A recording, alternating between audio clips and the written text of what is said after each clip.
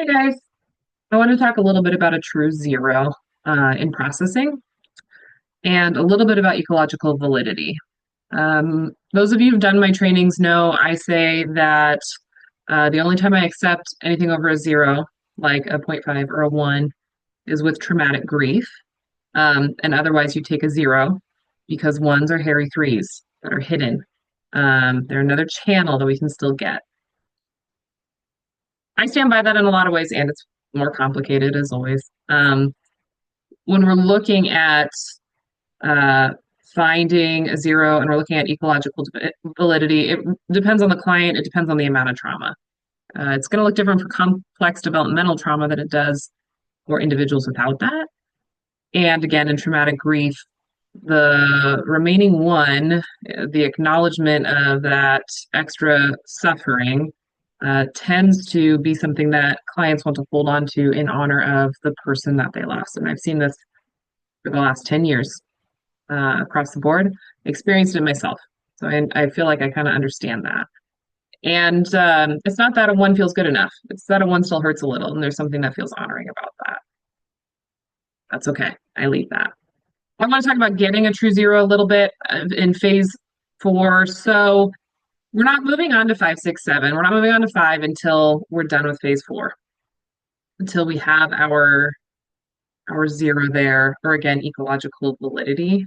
When a client comes in and in phase 3, that SUD is like an 8 plus, 8, 9, or 10, and they clear it in one session, a lot of times an 8 to, let's say, a 2 feels like a 0. That's a huge amount of movement, right? So if I'm not sure if we're getting a lot of adaptive statements, but we started at a really high SUD and I just can't totally tell, I'm going to wait until the next time I see him to start on phase 5. There's no reason to not. If it is a true 0, it'll stay a true 0. If they feel like it's a 0, but it turns out it's kind of a 2, that'll come back up next session and we can continue. We don't need to race into phase 5. I also don't race into phase 5 if I just don't have enough time in the session to do 5, 6, and 7. I don't like to race those. Those are wonderful phases, so I like to take our time. With that being said, we're also never rushing phase 4. And we're making sure our clients know that we're not rushing to a 0. We know that this process works, it's resilient, the brain's going to get there, and we know we could be hunkered down on this target for a long time. And that's fine. I don't check a SUD unless I'm almost positive it's a 0. I don't check a SUD at the end of the session. The SUD will be checked at the next session, at the incomplete, the start of the incomplete. Can be. I don't always necessarily do it then, because the more I bring it up, the more they remember, oh, right, Jamie has a goal in mind. And I don't really need them to feel that way. I need them to just know we're on this journey together and it takes the time it takes.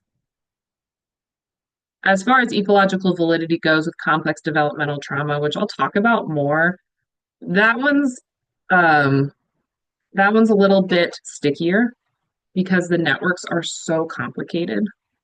And as we get one memory from, let's say, 8, 9, or 10 down to a 2, they're ready to move on to the next because there are so many memories.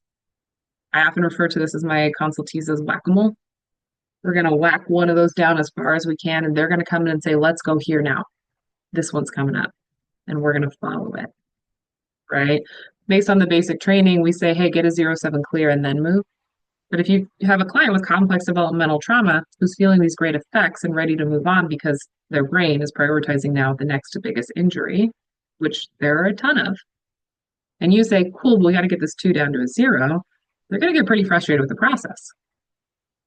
Now we need to educate our clients and let them know the best thing we can do is get that 0-7 clear so that we know that that's going to stay put.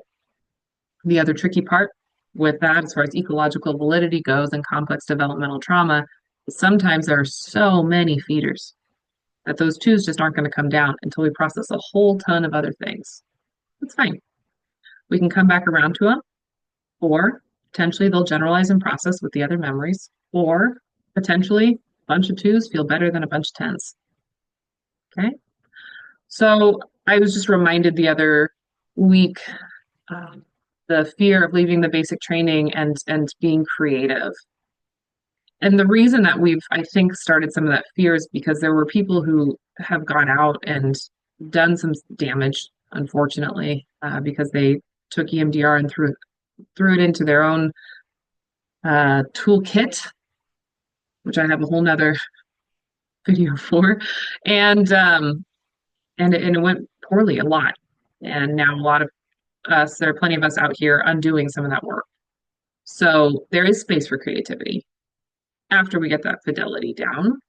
And I need to be better about reminding people that that creativity is necessary to make EMDR the tool that you use in your practice and get the most EMDR out there for the most people.